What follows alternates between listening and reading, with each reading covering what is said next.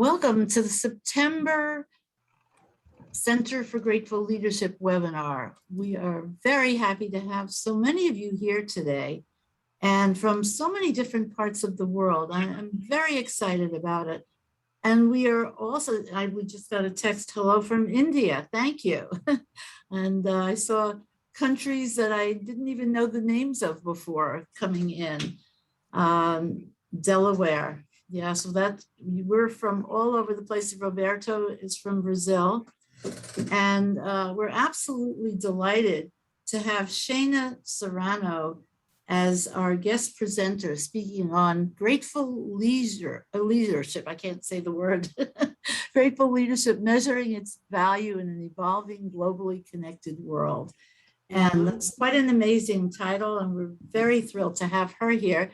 But before we get started with her presentation and the wonderful panel discussion we're all anticipating, I want to just go through the very valuable contributions that we get for every webinar from our core team. So Ken, if you could just move to the first slide. Our CGL contributors, and what I would like this to tell all of you is that you can contribute too, whether it's a one-time only or every month or twice a year, it doesn't matter. We value and welcome your contributions because that's really what keeps us going. And I love to start with Harry Waldron and his acrostic. And you have to know that Harry's a very, very left-brained person. He's in IT and software and all those foreign subjects to me. But Ken, if you'll change to the next slide, you will see what Harry has been doing for, I think it must be about 5 years now, Harry, is that right? Maybe about 3 or so, but I enjoy it. Well, I'm so impressed. I'm sure it's 5, but we can double check that. Anyway, he has a monthly acrostic called Get the Right Attitude Through Gratitude. And his acrostic, because Harry, you want to say 3 words about it, like why you chose sports as the analogy today for your acrostic? Yes, I've been a lifelong sports fan and love football, through, and also basketball as well. And some of the recent coaching and some of the comments after the game, point to them being grateful leaders and good examples for the business world as well. So we as project managers or leaders or whatever our role is, do need to encourage and coach folks properly. And coaching, I think, is probably one of the other C words we need to add to our list of 5 there. But that's all I'll say, because in the interest of time, but I will put a link up for some of our monthly acrostics, and I just enjoy meditating and doing that each month. Well, you do a great job of being one of several examples in our membership of both left-brained and right-brained capabilities. Susan Parenti, who's here today with us, is another example of that. And I'm always so impressed by people like that. Okay, so moving on to the first word of the acrostic, grateful. And you have to know that Harry's been doing this month after month, and it's always new, it's always different. I'll just read you the first couple of words. G, grateful leadership is a winning strategy in sports, work, and at home. R, recognize and reward winners as they cross the finish line. A, acknowledgement and gratitude still work in our virtual 21st century offices. T, talents and skills grow more readily when there is a plus tone, a positive tone at work. Each thank you promotes a more grateful world. Find creative ways to use grateful leadership virtually. I mean, these are just such wonderful ideas. And what I love about them is they're heart-filled. I think they're just so moving and inspiring. Understanding others more fully before rushing to judgment. Learn to be patient when working with others during difficult times. And then we'll just show you the second and third pages of that. Grateful leaders win. And Harry, thank you again for your wonderful contribution, and just keep coming back, as they say. Well, thank you, Judy. You're welcome. Okay, and next we have our wonderful graphic fiction writer, Donald Officer. Whoops. Somebody needs to mute their mic, if you don't mind, please. Okay, and Donald Officer is here. So Don, you have just 2 minutes to explain to us what you linked it to. And what always amazes me about Don is that he relates grateful leadership to so many disciplines and so many possibilities that I never would have thought of. And it's always so interesting to see what the book of the month is going to be. So we're very grateful for your contribution, Don, as well. So just say a few words about noise and how that connects to grateful leadership. Well, sure. I'd be very happy to. Great. This book was not an easy read unless you really love statistics. But it's not that it's full of them, but it really depends on understanding them. But noise, in the sense meant here, is much more than what you hear. It's anything that interferes with the message getting through. And the issue about noise is that it's everywhere, but it's also invisible as well as inaudible. And in organizations and in relationships, it play a really, really important role. Sometimes positive, but very often not. And it can cause as much damage actually as bias, which, as you know, is prejudice, or is being against things without any particularly good reason for it, and creating a lot of inequality and unfairness and exclusion. Noise can do that too. And also, it isn't deliberate, unfortunately, in one sense, because we don't feel so bad about it. We don't realize that we're responsible for spotting it and doing something about it, even if we didn't intend it or if it came from nowhere. And by the way, it works in the other direction too. A lot of people get called down, or called out, as they say these days, for things they never intended, that they just accidentally did. Right? That might be noise. So if you deal with people, I think you need to read books like this or understand what noise is, because it can really interfere with your messaging. If you're a grateful leader, on the other hand, you can overcome a lot of noise. So right off the bat, there's another reason to do it. And also to have faith in people, even if their relationship with them is noisy, because that may not be their fault. It may not be your fault. And, you know, let's be honest, we're all human.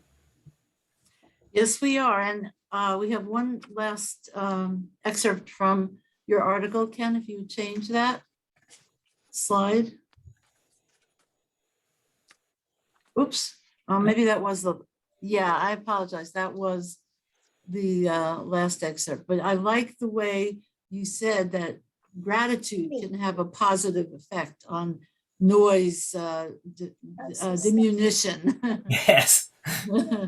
So thank you. And what's so interesting is that Teresa Eves wrote an article quite connected with noise, and it's called, okay. Hey Judy, it's Teresa. I'm sorry, this is the only way I could join. I was having trouble with the Zoom link. Oh, I'm so sorry. Okay, but thank you for jumping in here. You're right in line for your article. So perfect. Okay, Beautiful. so yeah, and Teresa has written a really lovely series of articles, The Platinum Rule for Project Managers. And this one is called, and we can go back a slide. This one is called Listen. And I just thought that was so unplanned and synchronous. Noise and listening. Listening seems to, in a sense, be the opposite of this kind of noise, the dispersive kind of noise. So Teresa, thanks for being here, even though we can't see you fully. we're happy to have you. And just tell us a little bit about what the series is about, first of all, and what this article is. And you have a whole 90 seconds to do that. Awesome. I've been practicing. All right. So the platinum rule for project managers is really the next step up from the golden rule. And so in this series of blogs, we're going to explore some very specific topics. And I've been able to learn quite a bit through Judy's Grateful Leadership training that I've recently completed. And I tie to her 5 C's of acknowledgement from her Grateful Leadership book, communication being one of those key C's. And listening is a key part of effective communication. And I think we're just so bombarded these days with so much information that we really honor the people that we truly listen to. And that's especially important as project managers, but it's just important as human beings. That's beautiful, Teresa. And I think we can all get great value both from reading your article and for practicing listening. And Teresa reminded me of something I had said in the Grateful Leadership on Demand course. I didn't even remember saying. I was talking about, actually it was an example in Brazil, Roberto.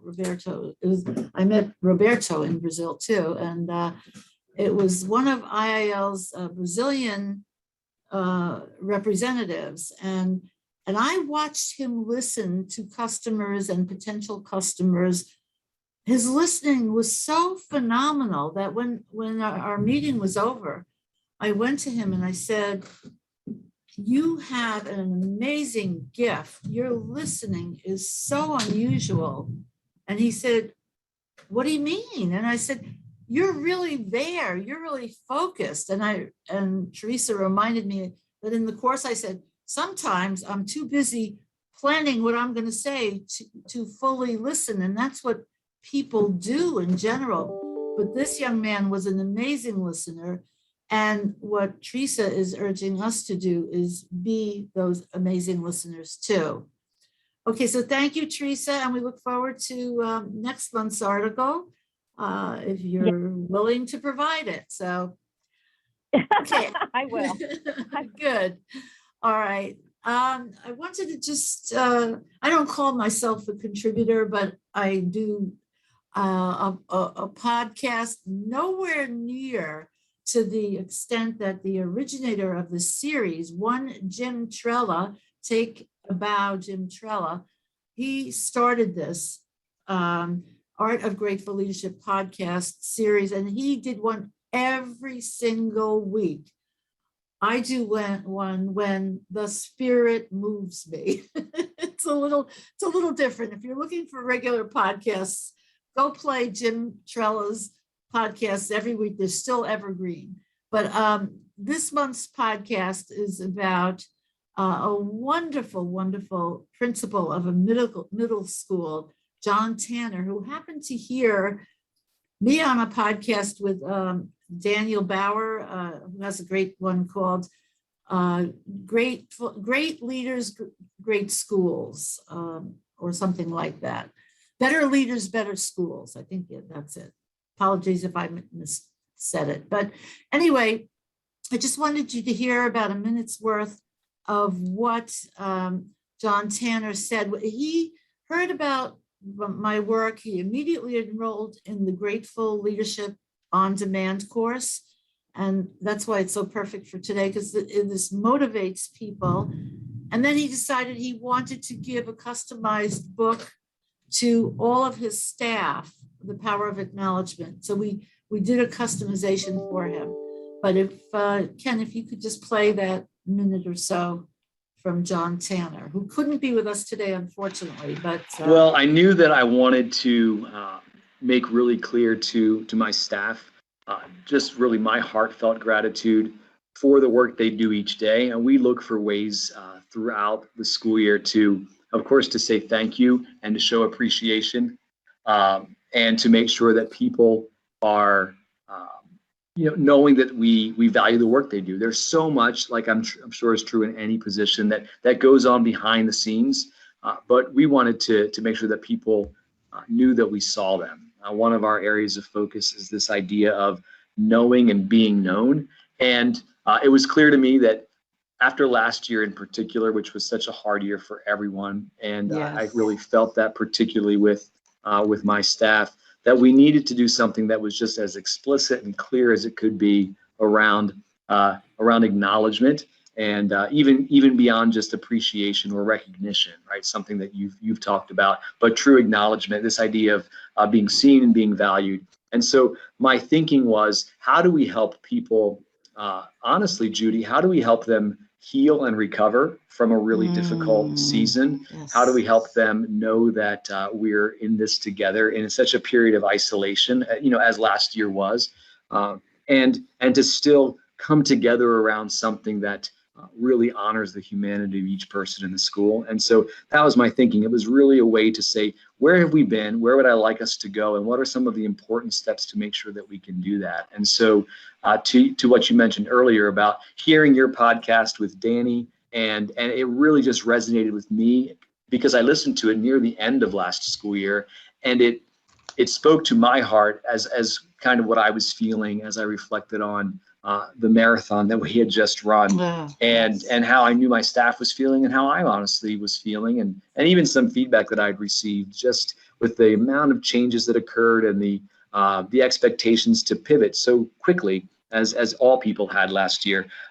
I wanted to really learn more about this idea of making sure that I was expressing in ways that all people, or as many people as possible, could receive and hear that I saw them and I appreciated them, because I really wanted that to be a part of our school culture. Okay, thank you, Ken. That was perfect. And John Tanner is really a living, breathing model of grateful leadership, and new to it, but it's who he is.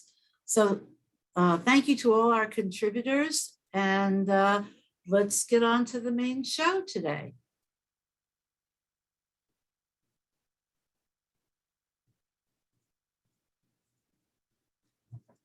Today's guest presenter is someone I have known for well over a decade and a half at least, I think, because she'll tell you the story of how we actually did connect.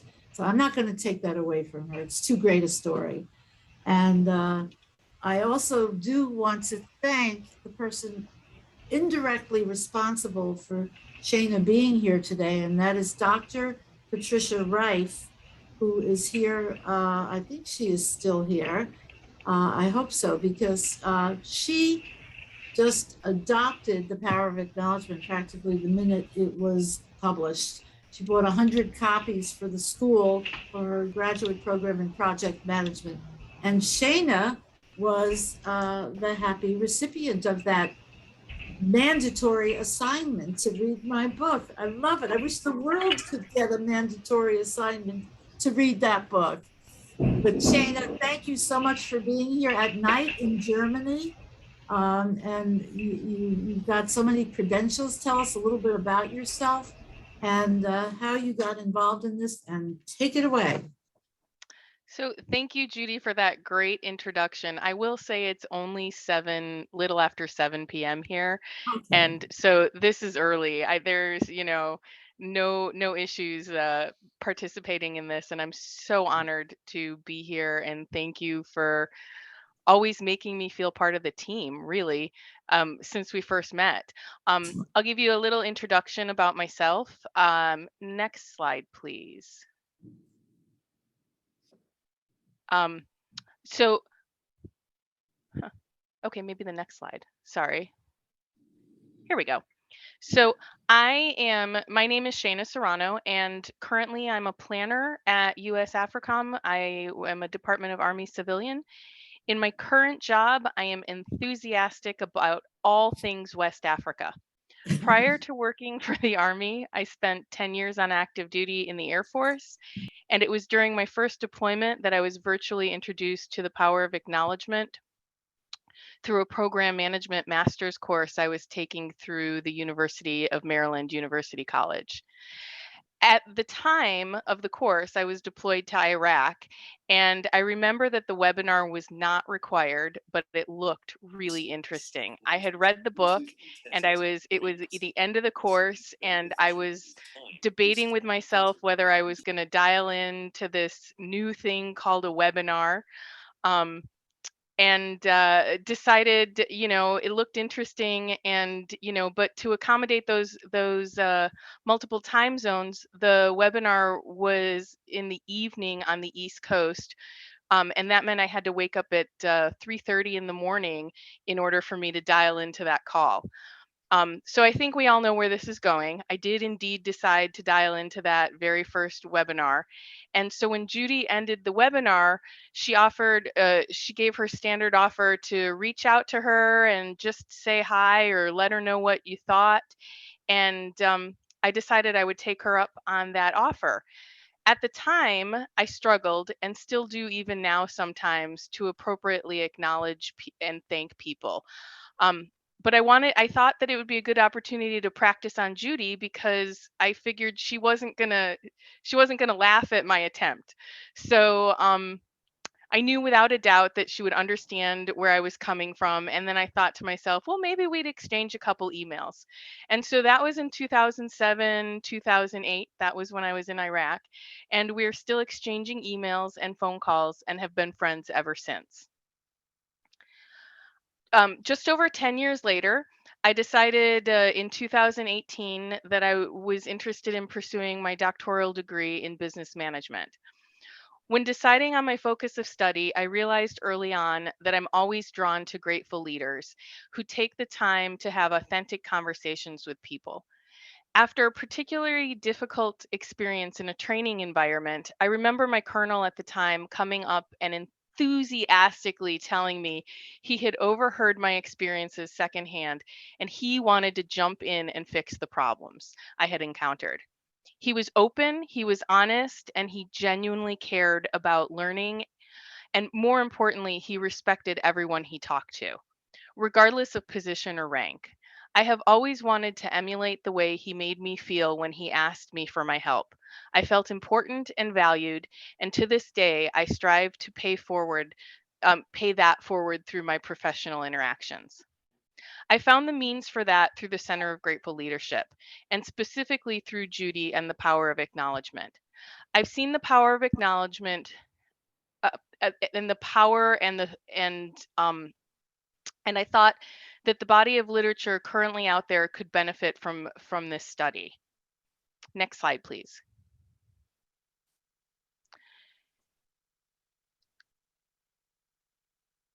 So, so I'm kind of talking about why a dissertation in grateful leadership. And as I looked through the research, I realized that the history of studying gratitude is long.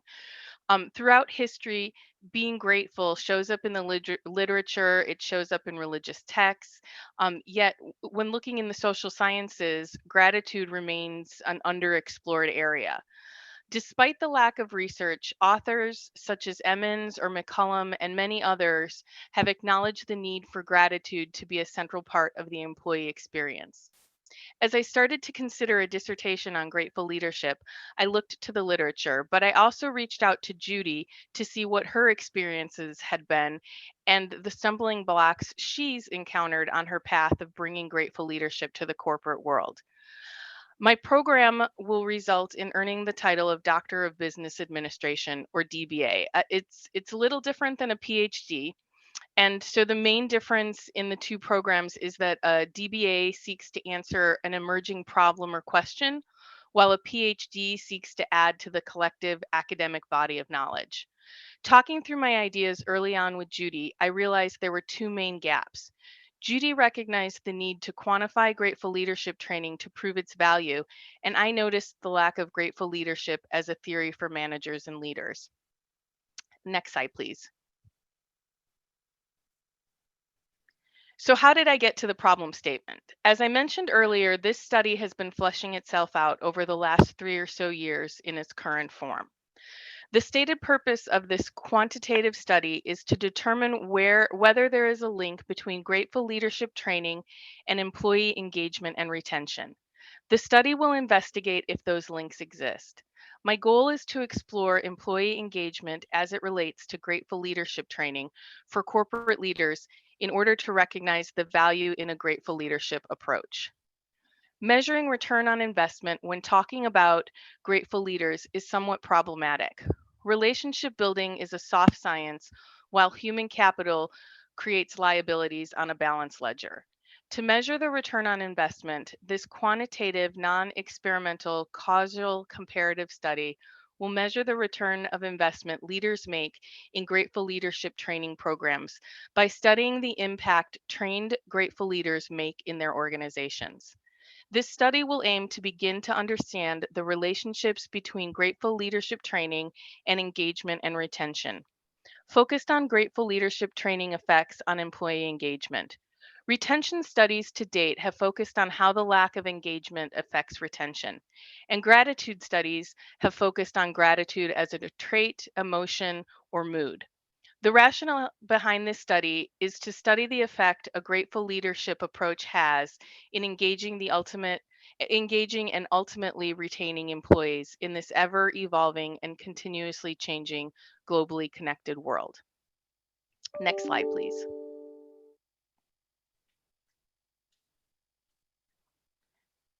So here I'm going to give you a quick roll-up of the literature to date.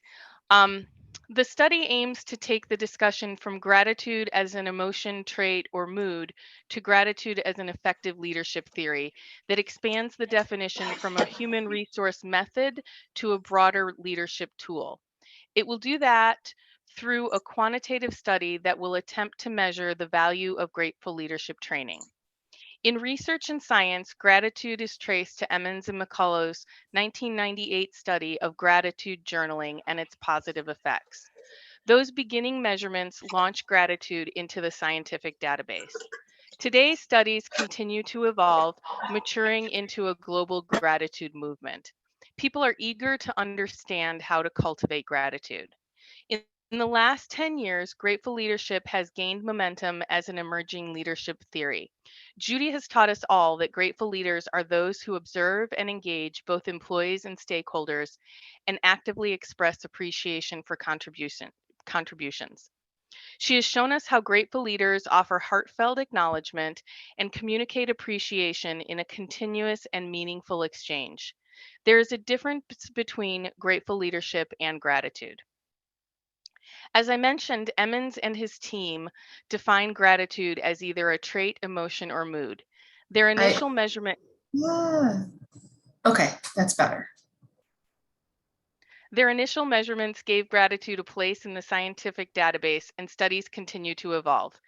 These studies are maturing into a global gratitude movement, and I'm super excited to work on this study and highlight how grateful leadership and as a leadership tool can enhance employee engagement and retention.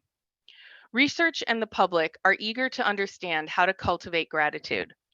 Grateful leaders acknowledge and build trust through powerful leadership interactions. As companies begin to embrace a grateful leadership theory, research will continue to grow and organizations will look towards grateful leaders as an opportunity to better interact with employees. Grateful leaders understand the universal power of acknowledgement and the fact that when people feel valued, they work harder and job satisfaction increases. Talent management, focusing on learning and development, and We've got a hot mic. All right, thanks. Grateful leadership traces its origins to servant and transformational leadership styles. Servant leaders serve first and then lead. Servant leaders positively influence job performance and satisfaction, organizational commitment, organizational citizenship behavior, and employee trust. By acknowledging people in an authentic, supportive way, grateful leaders also build trust through appreciation. Trust is at the center of the servant leader's approach and plays a central role in transformational leadership. Transformational leadership first appeared in the literature in the late 1970s, when first Burns and then Bass pushed the theory forward. Transformational leaders enhance organizational performance by encouraging, motivating, and inspiring employees to identify the need for change and become innovative. Grateful leadership uses both servant and transformational leadership qualities to build and influence the organizational workforce. As the companies continue to embrace grateful leadership, more research concerning this subject will also continue. Grateful leadership is becoming an essential concept in today's organizations. Next slide, please. So here I just wanted to show you very quickly the dissertation process. There are 5 chapters to a dissertation. Chapters 1 through 3 are the foundational pieces that describe the literature and the study procedures, while chapter 4 and 5 discuss the findings, limitations of the study, and areas for further research. Currently, in my process, I am working through chapter 3 and hope to move into the actual study sometime early November. So you should expect to maybe hear from me when I actually release the study. Next slide, please. So now we are at my favorite part. I am super excited for this panel discussion. The intent of this portion of the webinar is to test out some questions and have a good discussion from a panel of grateful leader experts. My intent over the next 30, 40, 50, 60 minutes, however long I can keep you guys talking, is first we'll do a quick introduction of the panel members, 90 seconds to maybe 2 minutes, quick introduction.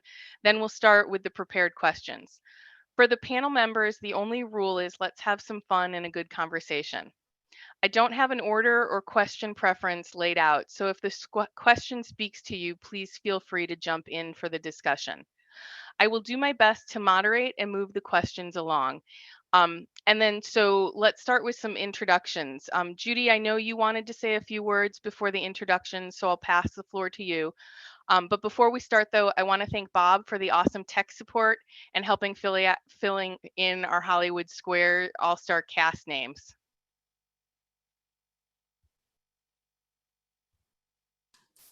We just have to change slides so that everybody can see his handiwork. Sorry. Yes, I think Bob spent an hour on that last night. Thank you. I think that's amazing. I love it. Yes, and these are our wonderful panelists. I'm gonna make an enlargement of this and hang it on my wall. But we really are very grateful to everyone for being here. But the panelists are people who have actually committed to grateful leadership training and development and promotion, and they have stuck with it, some of them since its beginnings. And I just couldn't be more grateful to all of you. So I'm wondering, Ken Terry is our superhero of technology. I'm wondering if we can just put all the panelists together in one section, like with all their shining faces and great voices. I don't know if that's possible. Their names, the slides say panelists for the most part. Judy, I am not aware of a way to do that. I am so sorry. All right, so you're not our superhero, you're just our hero. It's Failed all right. again, and I'm sorry. Thank you. Okay, so all right, well, I'd like to, let's see, I'm trying to think who's been involved with grateful leadership the longest. That could be, is that Catherine R. Kest, Kathy, way back in MD Anderson days? Well, I am privileged to be the oldest. Oh, you're young in spirit always. So why don't you just do a quick introduction and how you learned about grateful leadership and what you have done with that and the power of acknowledgement. 90 seconds to 2 minutes, gently timed by Bob Umlis. And also timed by myself as a Toastmaster. I just want you to know. Oh, that's great. Ladies and gentlemen, what a privilege and honor it is to speak to you today. My name is Kathy Kest. I am a distinguished Toastmaster. I am also a project management professional. In 1999, I joined forces with MD Anderson Cancer Center here in Houston, Texas. as an IT project manager. At a point, I think it was 2015, I had the privilege and honor of going to a 2-day seminar with Judy Umlas. What? Blow your mind. It was amazing. Everyone in the class was deeply and profoundly changed. When I heard the idea of grateful leadership, I could not help myself. I desperately wanted to be a part of this. Since then, as a leader in Toastmasters, I had the privilege of leading District 56, 5,000 people strong in the Houston area, into an understanding of grateful leadership. We focused on it. Acknowledgement was one of the key factors in our year of leadership. I have seen people's life change over and over again. Even people stopping the act of suicide due to just a simple acknowledgement. Guys, this stuff works.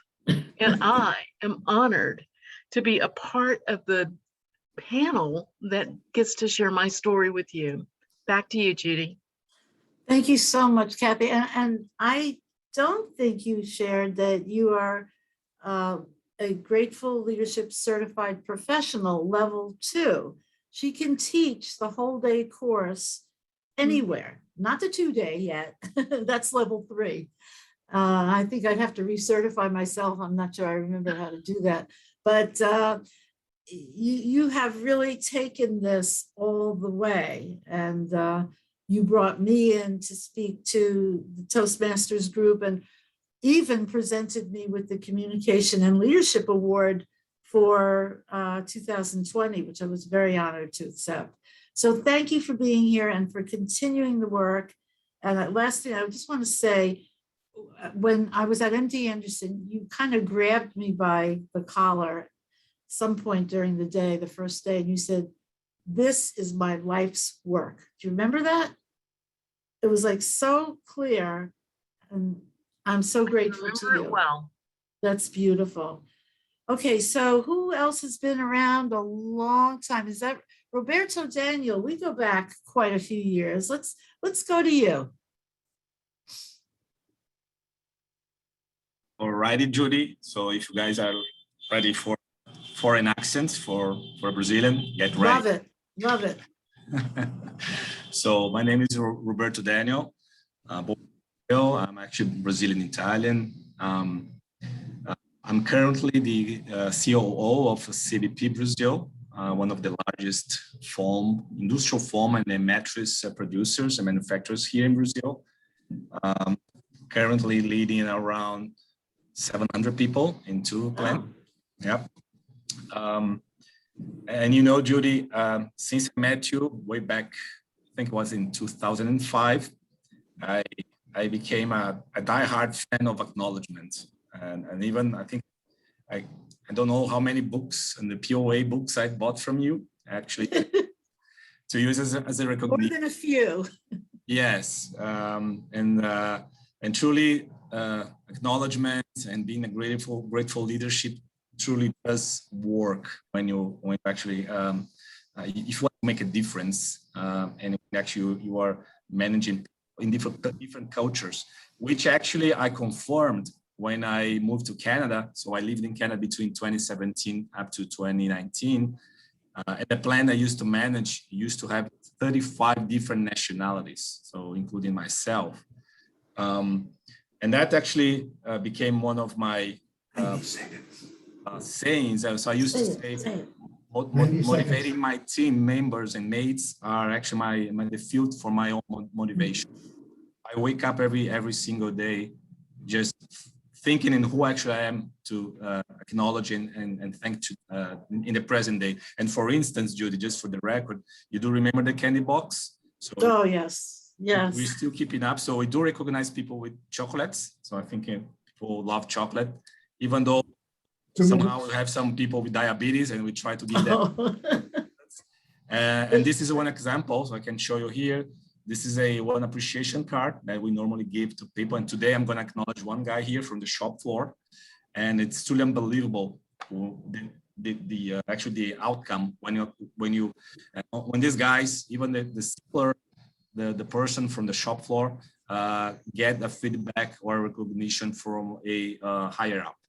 So That's wonderful. And I've seen it in action because I did training at Invencis for you in Right. Brazil. Yeah, right. And I actually took your team aside and I said to them, is it really true that he wants to know who you are as a person, that he wants to know about your kids? Because somebody told me that about you. And they said, oh, yes.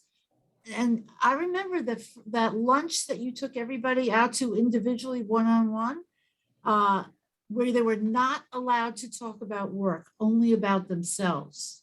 Do you still do that with 700 people? That's correct. Actually, I've been doing here in Brazil. I started with my direct reports. Now I'm going down to the leaders of each department, and hope I don't know if I will be able to actually speak to 700 people, but I have a notebook full of writings, and we talk everything but shop. So and they truly get amazed when they understand the simplicity. We are all human beings. So I tell these guys, I'm actually holding the position of COO, but I'm simpler as you are. So you don't need to call me as a Mr., because when I first came here, they used to call all directors as Mr. Daniel. Say, please get rid of the Mr. So if you actually call me Mr., you're gonna get a candy box fine. So we start to joke to each other. So getting to know people, and mostly, again, when you are a leader, break a lot of ice. I'd say break lots of icebergs. Love it. And I've gotten the signal from my timekeeper that we've gone over a little. So, but I could spend, so much time with each and every one of you. I have to discipline myself. Bob, you just jump in there, take off your, put your mic on and say time. All right, I can't do it. He's going to do it for me.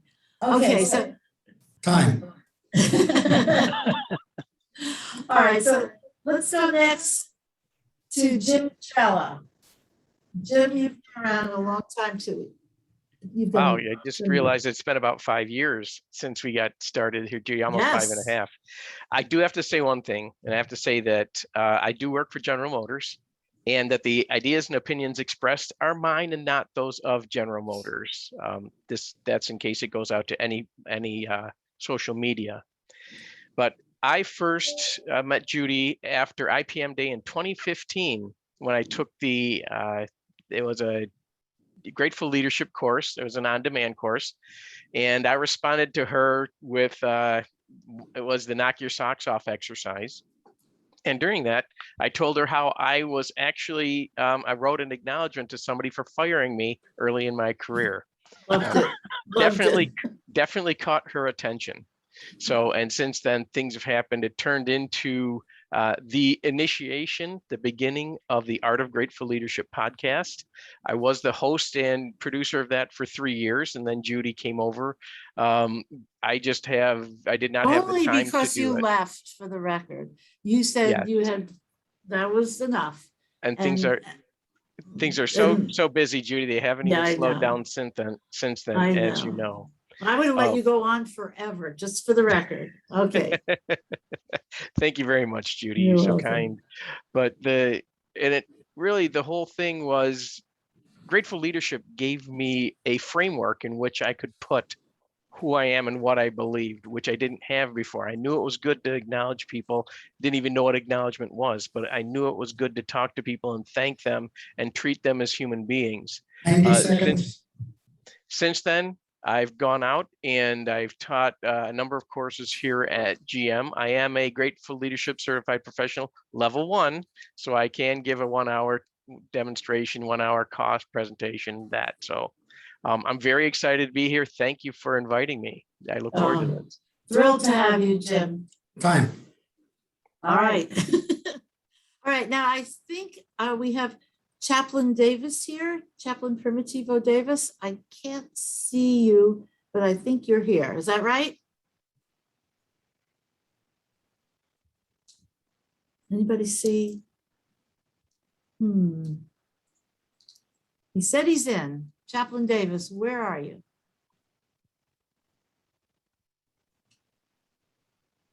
Anybody? Ken, do you see? All right, Oh, well, let me check. okay. He said he was here. So he and I go back really a lot of years too, many, to West Point when he brought me in to do training for the US Army at West Point. One of the most challenging and amazing experiences of my training career. Oh, I'm sorry. I hope he didn't have to leave. All right. Well, anyway, he'll be in touch with you, Shana, afterwards, I'm sure. Okay, so that leaves, how about Susan Parente's been around forever too. I was trying to figure out how long. So I'm going to try to be super quick. Let's see how well I do. So how did I meet Judy? Initially, it was at lunch, sushi in New York City with Angie. And we started talking about, I guess it was growth and development kind of stuff. We had done a similar class together. And she mentioned grateful leadership. And I was just like, well, of course. It was like, it just put a label on a thing that I already knew that I loved. And something that I had realized around the same time is that my life doesn't work when acknowledgement is missing. I think somebody's got their speaker on. So I'll say it again. My life doesn't work when acknowledgement is missing. And I really found that to be true for me. So when I don't acknowledge others, my life doesn't work well. And when I don't get acknowledgement, my life doesn't work well. And so that just seemed to just mesh so well. So where I put this into my life, well, for one, I am a GLCP level 1. So not quite where Kathy is. Kathy, and don't be counting my Kathy, because I know I have way too many of them. There's Toastmasters and they're tallying. There you go. See, so what I've done with grateful leadership, my vision where I want to see this is in part of Agile. I started working with Judy to incorporate into Agile project management. 80 seconds. As our okay, I'll be real quick. So as our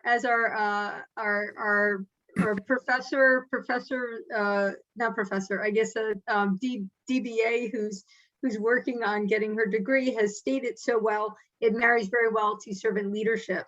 And so my vision is that grateful leadership be a part of all Agile certifications. And Judy and I are working on bringing that to fruition. So I'm very happy to be here. And I finish your sentence. That's all. So, I'm very happy to be here. Susan, I just need you to know that when I talk about it being part of servant leadership, I'm actually quoting you from a podcast. Oh, awesome. So you cool. are in my, you will be cited in my dissertation, you and Jim.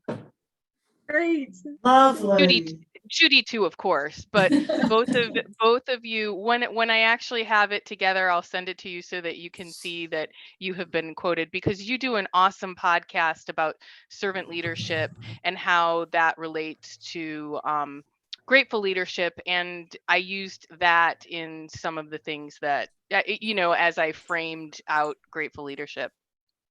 Thank you. Thank you, Shana. Okay, all right, let me just go to Michelle Nallette. We go back eons also. Michelle, is it somebody's microphone is on? Not mine.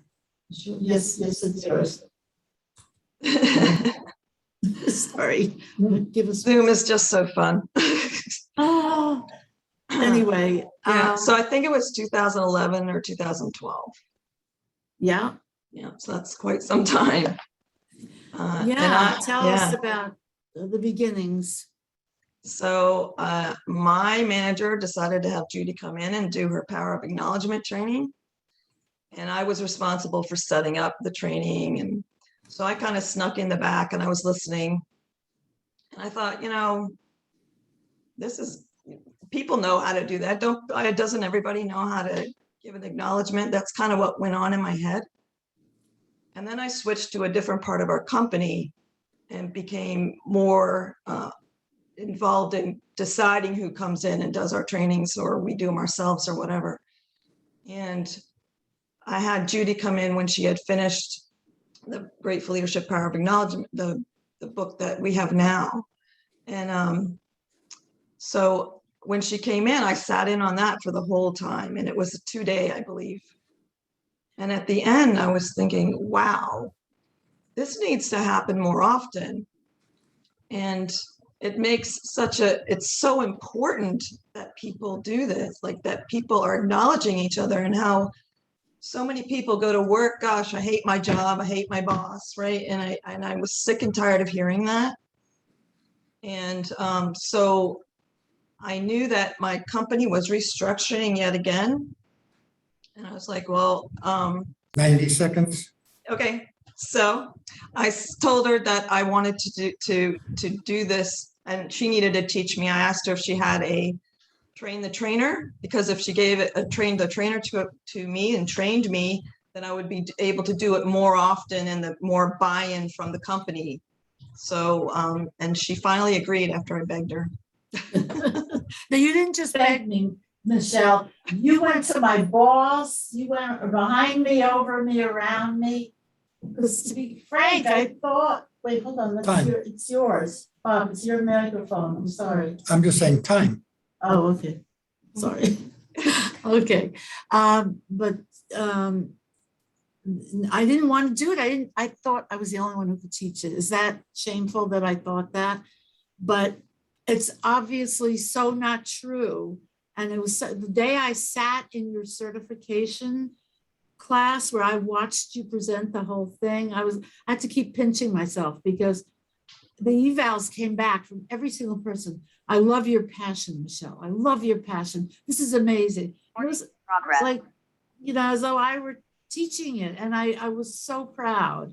And that's what enabled Kathy Kess to get certified. And then we got the second level of, leadership, a certified professional, grateful leadership. So I owe you a lot. I would never have done that on my own. So thank you. You're welcome. Okay. All right. So I hope you all got the email today that said we are going to run over. And I predict that we will run over by a half an hour. Those of you who have to leave will leave, and you will get the link to this whole webinar, the complete link. So don't feel you're going to miss out forever. But I will try to stick to, I want to hear you all talk. Shana, you better step in and tell who to talk when. I think I'm not doing a very good job of it. But let's see. Well, anyway, I will pick the next person. Ken, could we show the brief video clip of Michelle, the person who brought me in originally, Xavier Jolie? We have a brief clip of him. He couldn't make it today. He would love to be here, but he can't. So you'll enjoy this, I know, and everybody hopefully will as well. A Frenchman, he's delightful. So you gave me permission to ask you the hardest of the 12 questions that Shana Serrano came up with the help of other Center for Grateful Leadership team members. And this is number 11.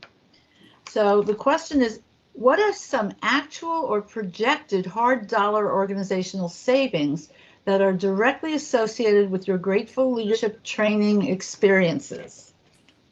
Yeah, indeed, this is really a tough one, because those soft skills are always challenging when it comes to reflect them into the business performance.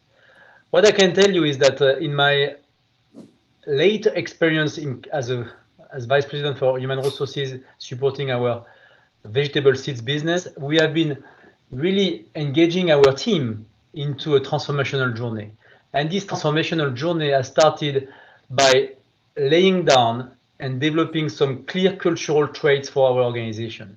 And those cultural traits were along the line of purpose-driven, openness, courage, and prioritization. And I would say when it comes to openness and courage, we have been fostering those cultural traits in a way that we wanted our people to be to feel comfortable to play on their strengths and to share openly feedbacks at any level of the organization, feedbacks with their peers, with their teammates, with the upper management. And I think we have been building this organization afterwards relying on those 4 pillars, 4 cultural traits. And here, this is where it comes the grateful leadership. This is where we have been tapping into this grateful leadership concept, really to foster an environment where people feel at ease to play on their strengths and where we are empowering people to be themselves. Because for us, that was what was important was to allow our people to be themselves and to play on their strengths. At the end of the day, what I can tell you is that the transformational journey took 12 to 18 months. We have been reshaping the organization. We have been reshaping the culture and the leadership aspect. And now I'm glad to tell you that we have been turning around this business that was flattening down for the past years. And we have recorded for the past 3 quarters of business growth. And last and not least, we have been also assessing our engagement score in terms of the people. And we have been increasing our engagement score level by double digits. And this is remarkable. It means that we have been able to turn around this business from different angles by leveraging not only our know-how and our knowledge, also by leveraging some soft skills that was supported by the grateful leadership concept.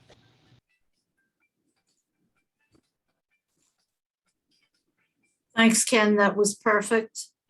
And Michelle, I could see you, your pride in having your former leader speaking. He was formerly with Volvo and he went to Bayer and brought me to both places. And we created some real magic there through the training. He's an amazing leader. Oh, thank you. He will be listening to this. So say whatever you want him to hear. Yeah. Best leader ever. Oh, I believe that. I really do believe that he is that kind of person. And for the record, once again, I want to say, I do have other clothing garments. I've deliberately coordinated that day wearing that blouse with this day wearing the same blouse. I thought that was a wise thing to do. Just want to be sure you don't think I don't have any other clothing. Okay, so now that we've gotten that important stuff out of the way, Samantha Elliott, you are a newer entrant into the field of grateful leadership training and development and all that. So Samantha, would you tell us about your exposure and your journey? Yeah, and hi everyone. I am currently our well-being and digital health specialist at BASF, but prior to that role, I was in charge of our recognition and appreciation programs. And while I was in that role, I was asked by our VP to create a 21-day grateful leadership challenge. And this book right here, which might look familiar to people, is where I started. And that's how I got introduced to grateful leadership. Judy and I actually connected on LinkedIn. She proactively reached out to me. And since then, I've spoke on a couple of the Center for Grateful Leadership webinars. What I really tried to do with my knowledge, and I took the Power of Acknowledgement course, was to bring that to my corporation in my recognition role. And we set a guideline of wanting to create a culture where employees were seen, heard, and valued for both who they are and the great work we do. And in 2020, we did a lot of great work with that. And the result was in our employee survey, we saw an 8 percentage point increase for employees feeling recognized for their accomplishments, which is the largest jump we've seen in years for that question. And we also won a Brandon Hall Award this year for Best Advance in Employee Recognition Program. So the work that we've done with grateful leadership and our, taking the power of acknowledgement and bringing that to life in our corporation has really made a difference for our employees. That's beautiful. Thank you so much. And new as you are, you're bringing a lot of new ideas to us and taking these tried and true ideas to a huge corporation under the heading now of well-being, as well as recognition and appreciation. I fervently believe that acknowledgement, appreciation, and gratitude are what create a feeling of well-being in corporations and in homes and in communities. Okay, so we also, and Primitivo Davis did have to leave, so I may just trap him for a little video segment and edit it into the final webinar in a similar way to Xavier Joly. But we also have Tom Cruise. Tom is our newest entrant into this exciting and really, validating field. So Tom, tell us a little bit about your short but impactful journey. Well, thank you, Judy. I appreciate it. And thank you, everyone. I am honored to be here. I also wanted to mention that every person who has come on, every panelist who has said a little bit of something about themselves has measured some sort of appreciation and acknowledgement for being here. So you are all grateful leaders in seeing it, and I'm honored to be here just learning from all of you. As Judy mentioned, I am relatively new into the grateful leadership space. I work for Business Relationship Management Institute, which is a nonprofit that focuses on improving ourselves, our organizations, and our world by connecting relationships to results. So in sort of fashion with what we work with, I actually met Judy through a relationship that we had within the organization, and her name was Amy Moses. She said, "Tom, you need to meet this woman called Judy Umlas. She is absolutely spectacular and will blow your mind." Which it's funny, Tom, because she said the exact same thing to me about you. So just so you know. Well, I'm honored. But she wasn't wrong, and had the conversation with Judy. Judy sent over her book, on grateful leadership. Wow, I read it maybe over the weekend that she sent it over and absolutely fell in love with it. They sent over the course, and I took the Power of Acknowledgement course and have yet to finish it, but I'm currently working on that, and recently gave a webinar, the most recent one back in July, I believe, yes. for the Center for Grateful Leadership. So I'm honored to be here. It's been short but brief and impactful. And as I read in your book, somebody mentioned that they're an aspiring grateful leader because you can never stop growing and learning. And that's how I like to call myself at this point. So I'm an aspiring grateful leader, hoping to learn from everyone here. That's great, Tom. And I want to just thank you for. Yeah, apologies, but time is up. All right, thank you. Thanks, Bob. Take a lunch break, Bob. Thank you. I will after this. Tom, wait, you're still on. Okay, sorry. I just wanted to applaud your vision of how grateful leadership and business relationship management can be put together, that you have a vision for that, because it's all about relationships ultimately. So I look forward to exploring that with you and with Amy Moses and your whole team, because IIL believes very strongly in the BRM Institute courses, and we're just very connected. So I think we'll find a way. I agree. Okay, well, Shana, it is back to you, and let's take it. I'm excited about this part of it.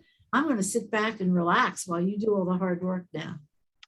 All right, so I just want to copy what Jim said.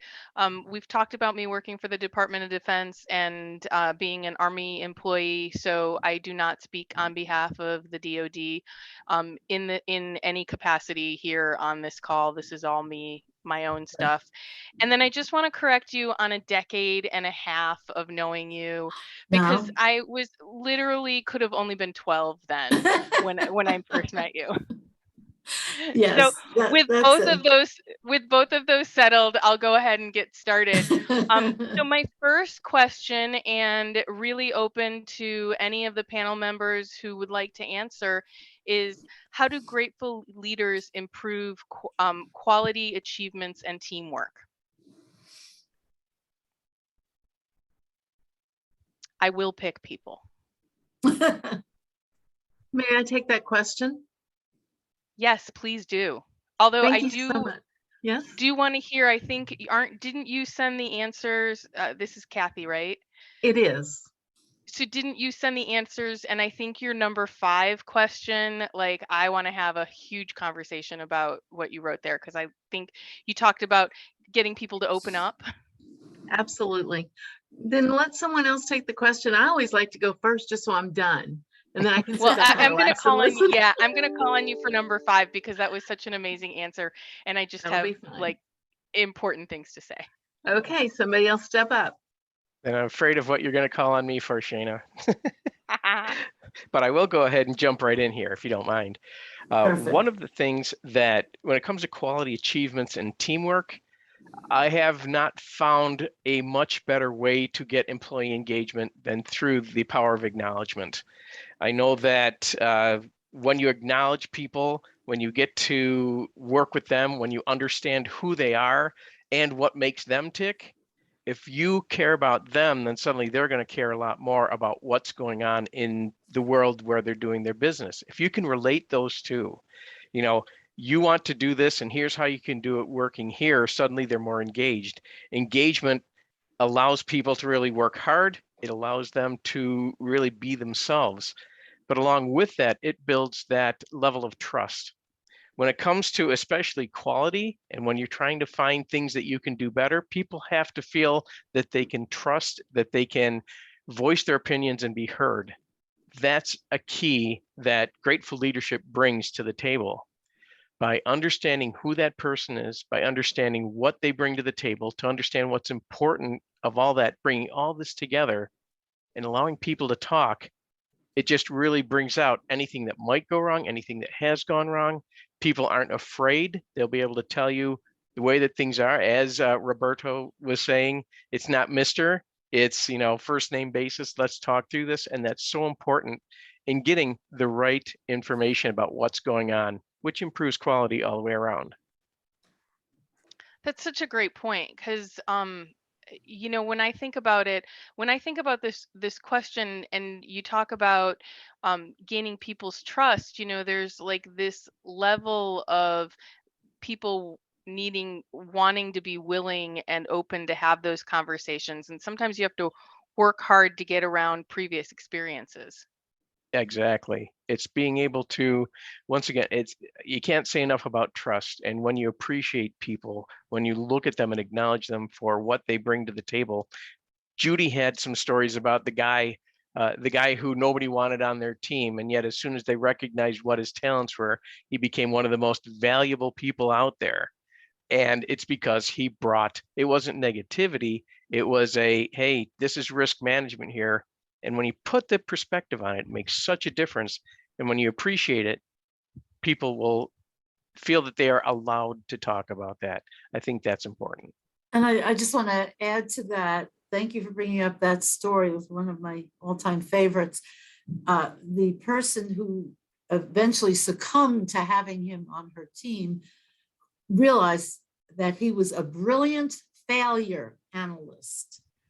And that was it. That was the words. That's the title she gave him. And he became one of the most sought after team members after people realized what he was contributing.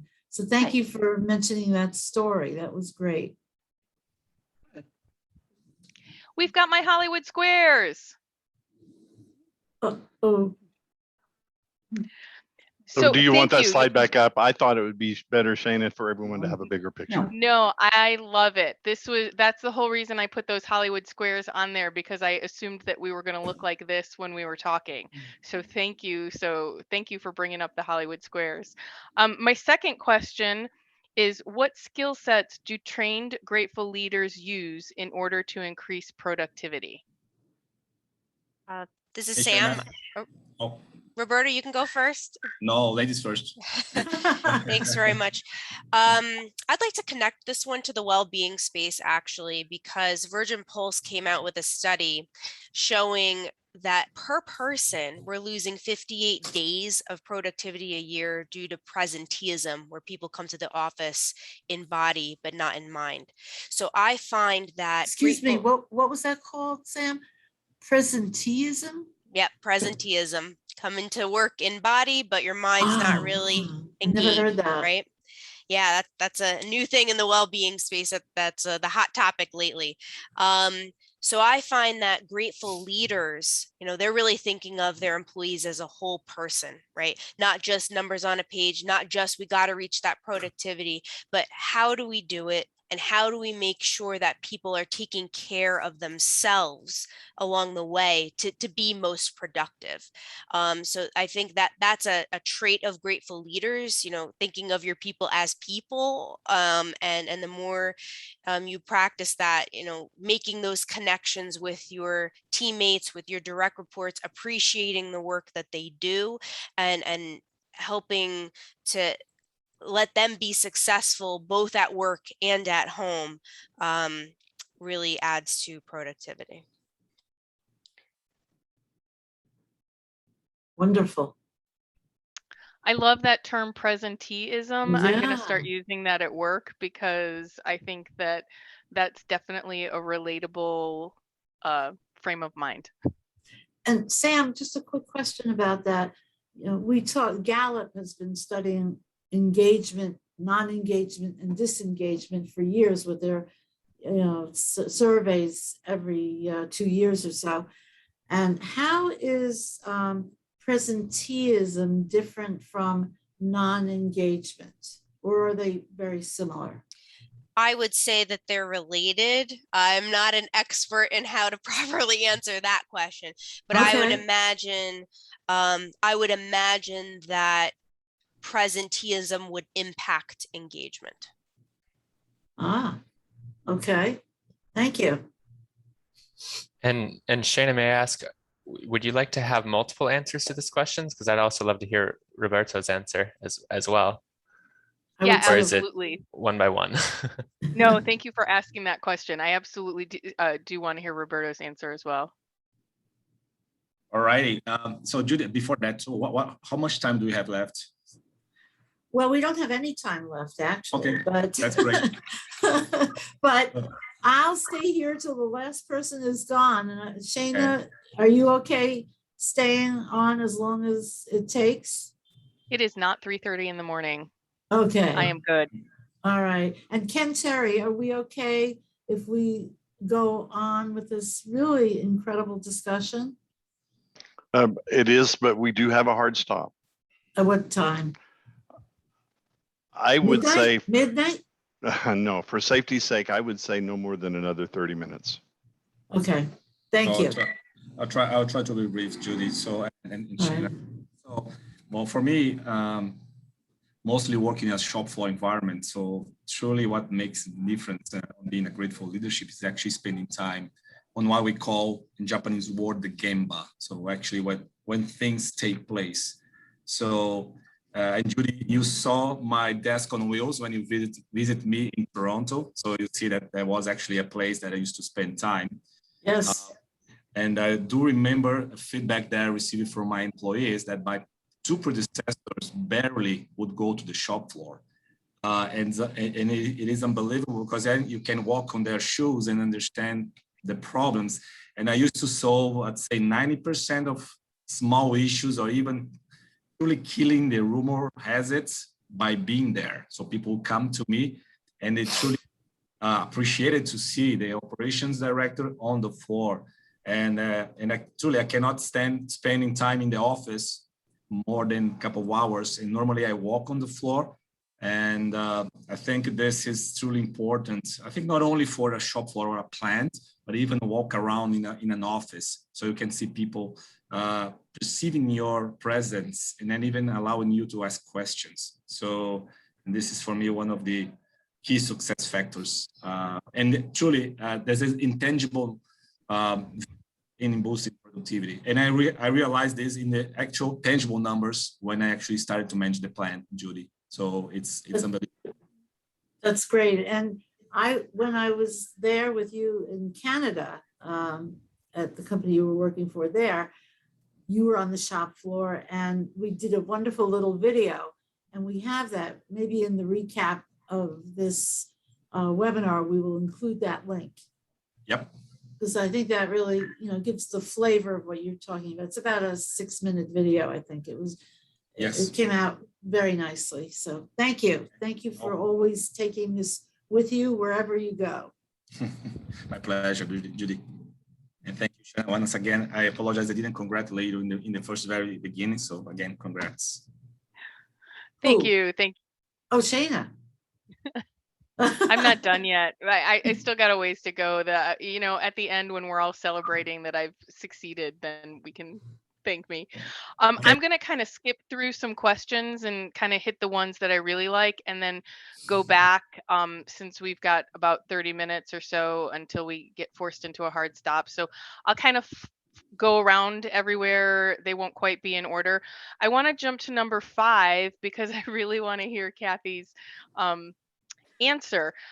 Grateful leaders, gratitude can be seen as lip service when it isn't authentic. What is your grateful leadership training experiences, or what in your grateful leadership training experiences has helped you enact grateful leadership practices in your organization? I think that this question ties back to like what Jim was saying when he was answering his question. And then I think it also ties in, really, sorry, Kathy, the floor is yours. It's fine. I appreciate your insights, as everyone's on this call. Whenever I'm currently in a new position as a project lead at a book selling company. We have 14 employees. We're very small, very, very new. And what I've discovered in our group is that a whole lot of people don't understand the idea of encouragement and acknowledgement. I keep pushing that forward and I'm trying to help them. I actually have the 5 C's posted on my bulletin board beside my desk. I've had some comments about it. What does that mean? And I'm like, well, doesn't it take courage just to say something nice to somebody? Because what if they misunderstand you? What if they take it wrong? What if they see it as lip service? And what I've discovered is if you just take the hard stand and just push it through, then people do appreciate it and their lives are changed. I'm told that people just keep looking at my desk hoping I come in because I am that little positive voice in the room. There was one of our people at our company is just a bean counter. I mean, that is his strength. He is going to count those beans until we make a bean pie or something. I don't know. But what has happened is that he focuses so much on the important things that he's missing the humans.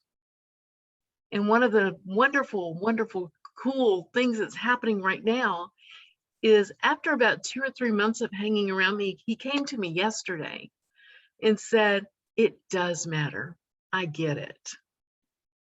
So even the naysayers, even the people that Judy was talking about that are the risk assessors that will come through and say, oh, no, you've got to do it this way. They don't understand until they see it in action. So just living grateful leadership is what I think it means to bringing leadership, or grateful leadership rather, to life and letting it be a part of your daily activities.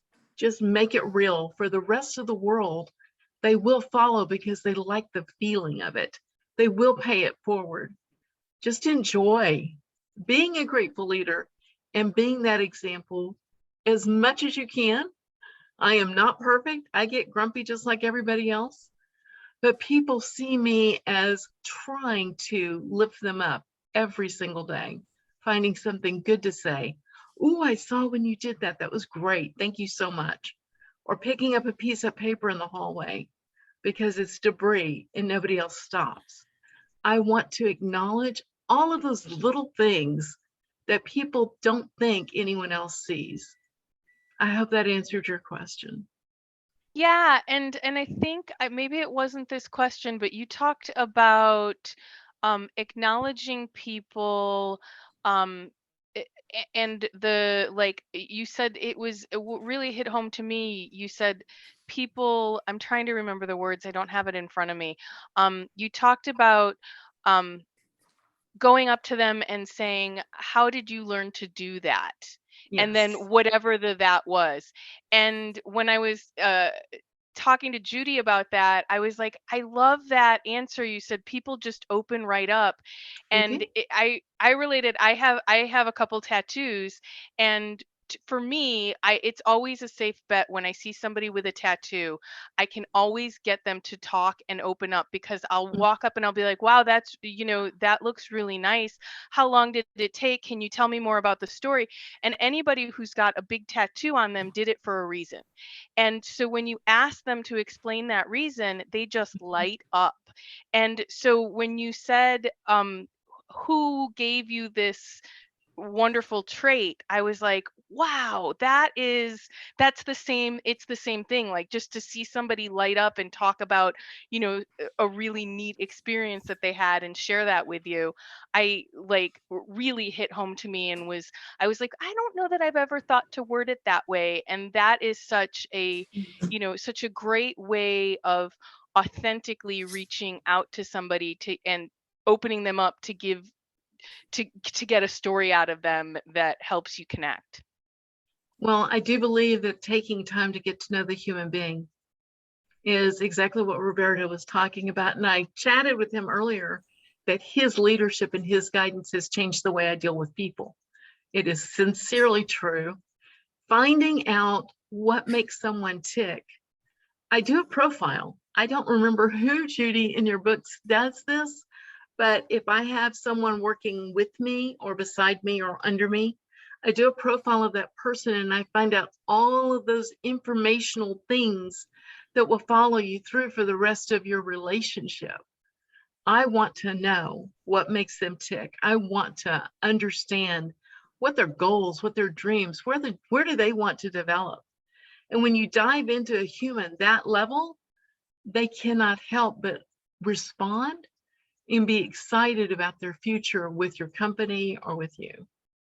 And Kathy, you actually taught me something with what you said I taught you. And Shana, I do have that paragraph in front of me, Kathy's response to the questions.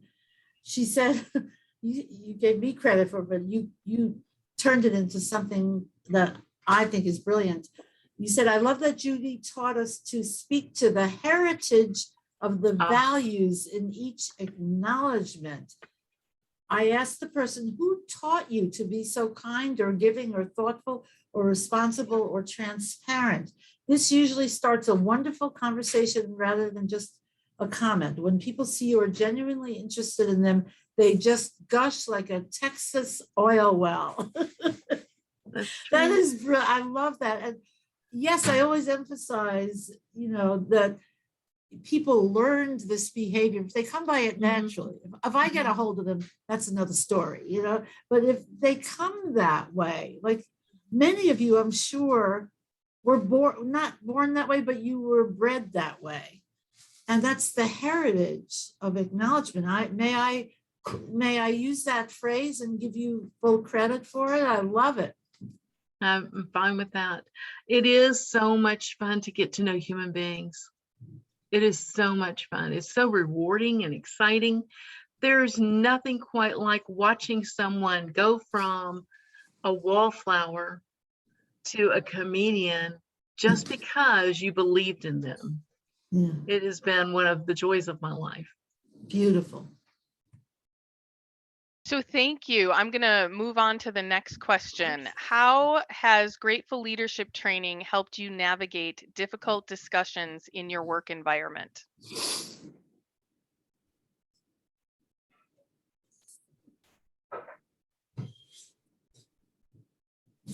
Do, do, do, do, do, do, do. Do, do, do, do, do. Let's start with you, Tom. It's funny that you should call on me at this point, as I am the newest to all of this. Well, that's why I did, because I think that you have an insight being new to it that, you know, is super important to kind of flesh out and peel that onion back. Absolutely. I think what I would most relate acknowledgement to and how that comes into difficult conversations with people. I mean, every organization, every relationship has difficult conversations, and they're going to happen, they're going to come up. A lot of those issues arise from miscommunication or misunderstandings. And oftentimes we find ourselves wanting to speak over or stand up for ourselves. But I think earlier on, somebody had mentioned that when somebody does something that maybe rubs somebody the wrong way, oftentimes it's by accident. They didn't mean to. So by bringing in acknowledgement, I think one of the first steps to sort of diffusing difficult situations or breaking down those conversations is by listening first, is listen to what other people have to say. And I've brought that into my organization. And many calls, I'll just sit there and let people talk and hear what's going on and try to discern what needs of theirs are not being fulfilled, and try to discern where they're going wrong or where they feel they might have been wronged. And through that listening, I can then affirm and say, is this sort of how you're feeling, or try to bring it up and head in a certain or specific direction. And by focusing on the other person, by focusing on the relationship and saying, okay, before I say my piece, I'm going to hear theirs, then affirm them. I think that really builds a foundation of trust in the relationship that then creates a larger platform for people to appreciate acknowledgement even further. Because once somebody feels heard, it's like that naysayer who, nobody wanted to have him on the team. But once he was listened to, once people understood what he needed, then that platform was bigger and he felt valued, and people could actually show that acknowledgement and appreciation further over time. And that's what I've noticed just briefly in maybe the past couple of months that I've brought it into the organization further. Yeah, I think you bring up excellent points about listening, and I think grateful leadership offers that opportunity to do that by giving you tools, the tools of acknowledging and the commitment and consciously working your way through those difficult situations, like you said. Thank you so much. I think that was an excellent answer.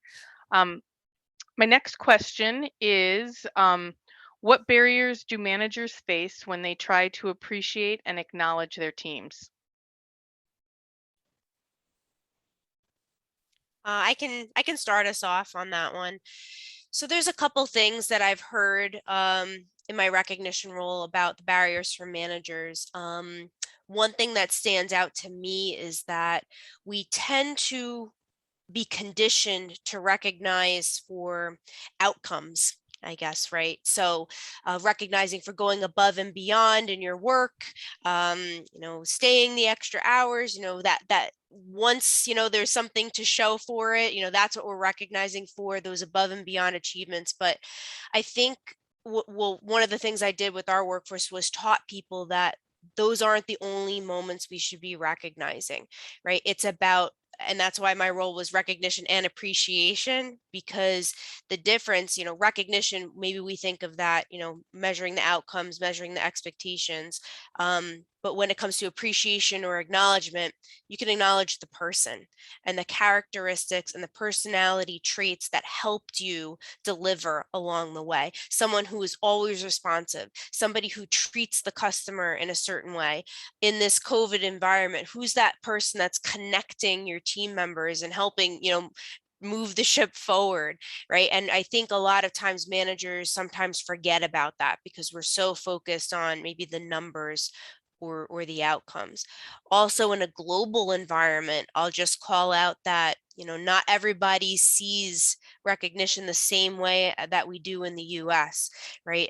In Germany, for example, there might be some more thoughts about it being connected to performance management and having struggles differentiating the two or understanding how they complement each other. So I have run up some barriers for managers when it comes to a global atmosphere and the different cultural expectations around recognition and appreciation. That is awesome. Thank you very much for that. Roberto, I am going to come to you next, and I'm going to give you the hardest question. What are some actual or projected hard dollar organizational savings that are directly associated with your Grateful Leadership training experiences? Oh, nice catch 22, Shana. Well, I can tell you, I can pick my example from my journey in Canada, and can give you a productivity number. So all the plants used to be measured with a metric called standard allowed hours. So it's actually basically measuring productivity. And when I took over the plant, we were hovering over 50%, which used to be truly mediocre compared to other plants. I can tell you, after a year, we could jump up to close to 85%, which was actually the top 10 out of 35 plants between US and Canada. And out of these 85%, I can tell you without a doubt that 5% was truly linked to all the actions that we put in place in terms of the people management and the way we used to treat employees, from town hall communication, being at the Gemba, solving their issues, giving them resources. So 5% improve, 5% out of the 85 in terms of productivity. So this 5% would translate somewhat into, you want this in an yearly basis. I can tell you in hours, around $100,000-ish in terms of actually hours that we could save by actually producing more. So indeed, it has, you have the payback. So this is only for productivity. I can also tell you about safety. We actually won the prize of the safest plant in the network. Even I have a plaque from the CEO of the company. And we also won the Supplier of the Year from the customer's lead country, which is the second largest retailer from Canada. So I think that may answer the question. So this has been my scariest question because I'm always worried that I won't be able to quantify any sort of, I won't be able to tie it in quantitatively. And I would love to work through Judy to like have a longer discussion with you, because that is amazing. And that you have those stories and that you see that that quantitatively. So if you're willing and Judy's willing, I'd love to maybe discuss further with you at another point. I would love that. I'd love to be a part of it too. Just maybe anytime. Yeah. Do even a video chat and share it with the rest of this group who was here. Yeah, I feel like that conversation could take us, like we could have a conversation about that and talk for an hour.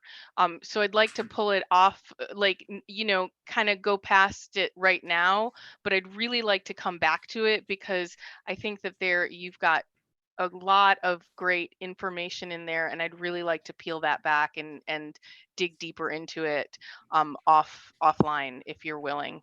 Sure. My pleasure, Shana and Judy. Just let me know the best time and we together. So my next question is, what grateful leadership practices raise the quality and quantity of team efforts?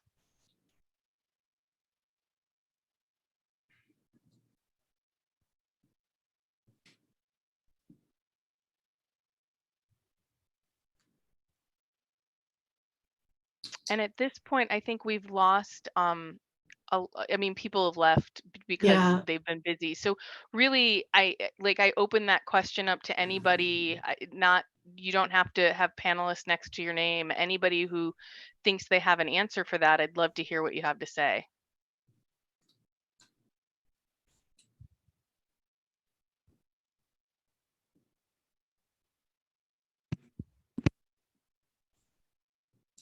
I can tell you, Shana, me again. So for our experience, and then I learned from one of my best bosses that they celebrate on the run, and now we do also celebrate failure.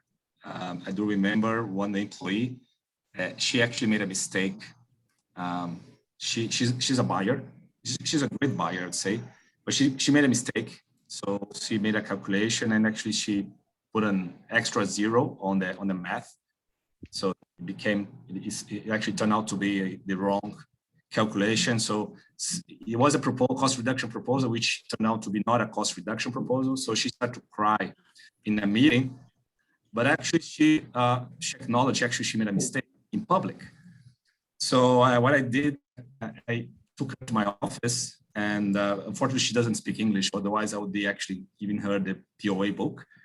And I gave her a appreciation card, and I gave her a candy box, and actually commending her courage just to speak up and actually tell everybody she made a mistake, because people normally are afraid to tell anyone that you have made a mistake. So celebration on the run, it's for me something which I've been doing on and on, and only in an individual manner, or even in groups. Normally in groups, actually you have also very, very positive feedback as well. And as I told you before, breaking the ice between management and shop floor, or the regular worker, so that they can feel you can be accessible to feedbacks and what have you. So this is actually what some of my toolbox practices, which I've been using, and actually which I've learned since I met Judy 15 years ago. I have to say, Roberto, that story that you just told is going to be in my next book, with your permission, of course. Sure. That's celebrating failure, and somebody who had the courage to share her mistake publicly. I just think that's brilliant. And I want to congratulate you on taking that action. It's highly unusual and definitely applaudable. And Judy, you caught that you need to translate the book into Portuguese, right? I did. Would Spanish or Chinese do? we have those. I think you have a sales opportunity in Brazil, and so you're going to need to look into Portuguese. It does, Shana. I've been pushing her to I heard it. I heard there's a need. I have a witness now, so I will definitely embrace that. We'll talk about that offline, okay? Okay. So at this point, we've got maybe 5 more minutes, I think, he said before the hard stop. So I will hand it back over to you. We got through maybe half the questions. I still have another half, but I think maybe we send them out, or I work on them, and this is then maybe a teaser for the questions. When I do it for the survey, I'm probably going to change them into on a level, on a scale of 1 to 5, because I'm looking for quantitative data, not qualitative so much. And and then we can push them that way again, possibly, because I think I'll hand it back to you then. Now, that's great. Now, I was going to say, we now have a core group of panelists that Yes. I think would reassemble. It doesn't have to be a big fancy event, but just in a little, Zoom chat, we could re-meet and or present. There are many different ways we could take this forward, Shana, because I think it's what I would call a real win-win-win. It's a triple win. It's a win for you in terms of becoming a doctor of business administration. Did I get it right? That's correct. Okay, and also, big word. Yes, and also in terms of the Center for Grateful Leadership benefiting from your quantitative analysis, because I've always said this is the missing piece. People are desperate. Jim Trella went right up to the CEO of General Motors and left Grateful Leadership on her desk. And she had somebody evaluate and say, oh, we already do this. We have a recognition initiative going on. And, if you could show it in dollars and cents and, the retention and engagement statistics as a result of this, that would help. That would really help. So I do want to, oops, that's PDU information. Can we just go back for a minute before, I guess we will circulate this information. I think that was Roxy. Did you provide that? No, this was Ken. Ken put that. Oh. Yeah, Roxy sent it to me, and we're just about to our hard stop. So I thought I better put that up for thank you. No, you're right. You're right. But I just so this hour and a half, I think we're at, is eligible for 1.5 PDUs if you are certified. No, that's not correct, Judy. That is not one. correct. It will be one PDU there. Oh, one, even if it runs to an hour and a half? Yeah, they don't change those. Yes. I'm The sorry. PDUs are only relative to the presentation and are set ahead of time. So yeah. Okay, thank you for the correction. And so we'll follow up with that information in our recap. But I also just wanted to go back to the previous slides if we could, because, and Roxy, thank you. Thank you for showing up. Roxy's been working on a huge project for IIL. I've not had 7 minutes of her concentrated time, but normally she's very actively engaged in this. So we still love you, Roxy. Keep coming back. Thank you. I'll be back someday. Okay, let me know. Send me a notice. And the other thing is, we have this course that various people have referred to. We have 2 on-demand courses. This course is the latest one, The Power of Acknowledgement, pure and simple for anyone and everyone, from the janitor to the CEO. The other one, the Grateful Leadership On-Demand course, is 7 hours, 7 PDUs. This is 6 hours, 6 PDUs. That's more focused on leadership, even though this one includes a lot of information about grateful leadership, including the 5 C's of acknowledgement for grateful leaders and the 7 principles of acknowledgement.